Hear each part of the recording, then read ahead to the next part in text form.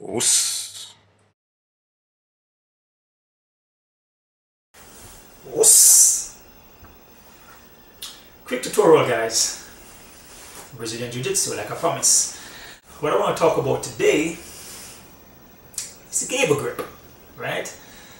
I've seen a couple of videos, again, like I talk about being honest, and I see, I'm not gonna call any names or mention anybody, right? But some people say that, this is a tight grip, if you can see, right? I'm talking about grips now, right? I don't know. I wouldn't use this grip, right? To me, this grip can get broken easily from my years of training and training against higher level guys in Brazilian Jiu-Jitsu, even against just bigger mass, bigger body, heavier guys. Remember, sometimes being a big person can play a factor. Body mass, like a guy that overweighs you to 100 pounds. I mean, can play a factor, but if you have good technique, then it's different.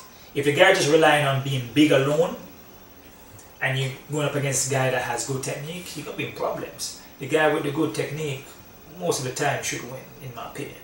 Right? So I used to compete against bigger guys, train against bigger guys, like overweighing 100 pounds, but my technique was so good, it's easy for me to sweep them or submit them quickly, right? So, in my opinion, this is not a good grip. Do not use this grip here. Not a good grip, right? This is not a good grip. What other grips are out there? I don't even know because I don't use it. I don't know. This is not a good grip. What other grips? I don't even know. But I wouldn't do this, and I definitely wouldn't do this, right? And the grip that I would use that worked for me 100% of the time, 100% of the time, this grip works for me, and it's called a Gable grip. 100% of the time. When you're in side mount, half guard, if you're in the clinch, Gable grip works very well, and you can use the Gable grip to even take down your opponent, right? No, that's just from my opinion, but as I said, 100% of the time it works for me, and I've trained with hundreds of different people, different type of body structure. Trained with black belts, brown, blue, name it, on the ground. I'm talking about Brazilian Jiu-Jitsu now. I'm not talking about karate right now. So I've trained with tons of different people, and the grip that I've used, and it's worked all the time for taking down, holding down your opponent. You hold him down to transition to a different position. I use the Gable grip. Notice here, thumb down, hands like this. This hand go on top, like so. If you notice here, like a monkey grip, if you want to call it that. Here, not like this. Never do this. From my, I wouldn't do that, right? Don't do this. Don't do this either. Okay, you just get broken apart. This will get broken apart too easily. Trust me. You can even use a Gable grip to choke somebody out too, if you want to, right? You can use it to choke somebody out. Rear naked choke. Lock it, you can choke somebody out from here, right? As I said, this is the tightest grip that you can have, or you can hold somebody with.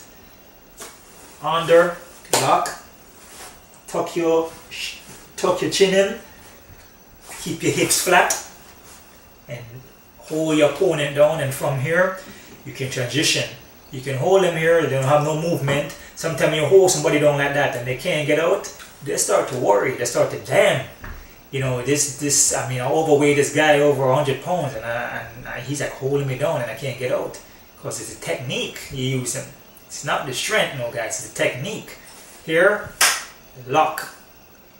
That's it. See? My thumb, Gable grip. Very tight grip.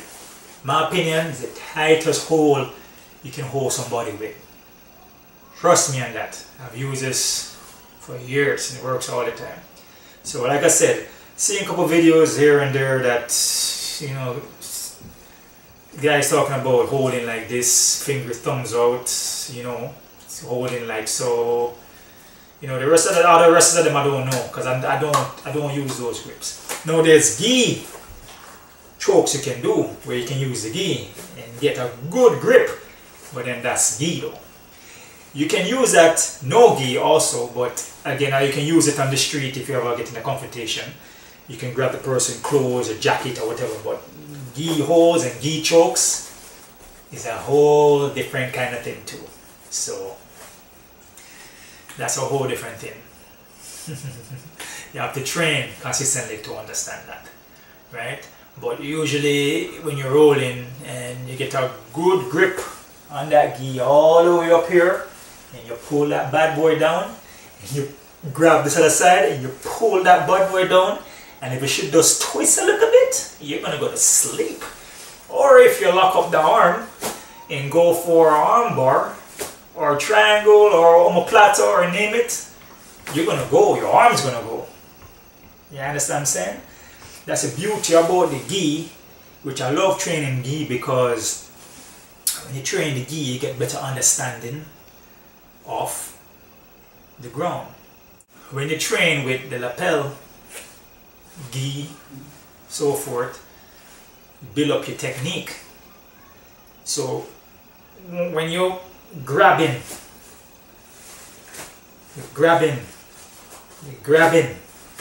pulling, build up your finger strength. You're holding, it builds up that strength that, man, when you don't have the gi and you're rolling no gi, it's a whole different thing. When you grab that person, that the strength that you learn from wearing the gi is going to go over to having no gi. That's why I always say it's good to train with the gi. And it's also good to train with the no gi. But the technique that you're going to learn from the gi training, Brazilian Jiu-Jitsu, the lapel training, it's very important. You're going to learn a lot from wearing the gi. A lot of techniques, transitioning that you can use in a lot of fights, if you have to fight, or competition, right?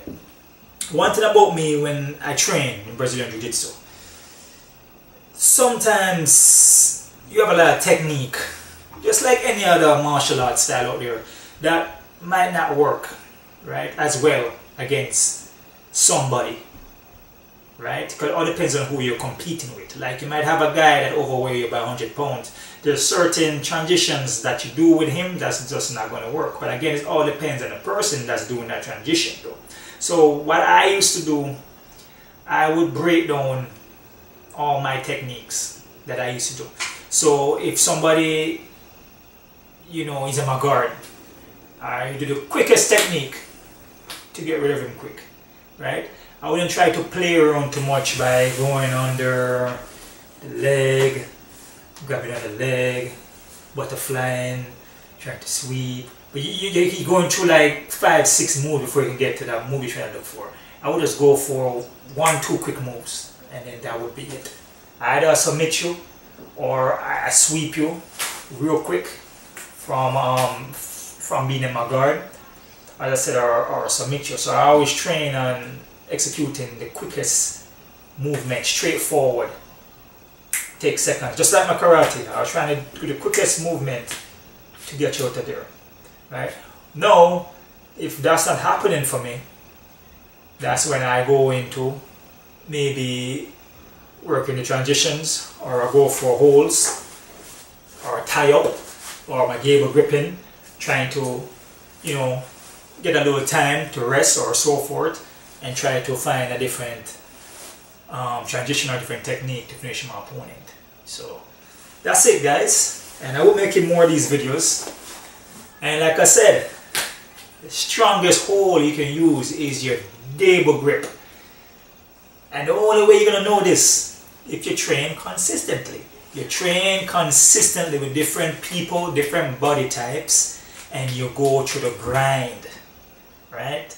Not just watching videos and staying at home and just imitating what you see, and then putting on a black belt or putting on a purple belt and say you know martial arts. when you really don't, because you just be a fraud, you be lying.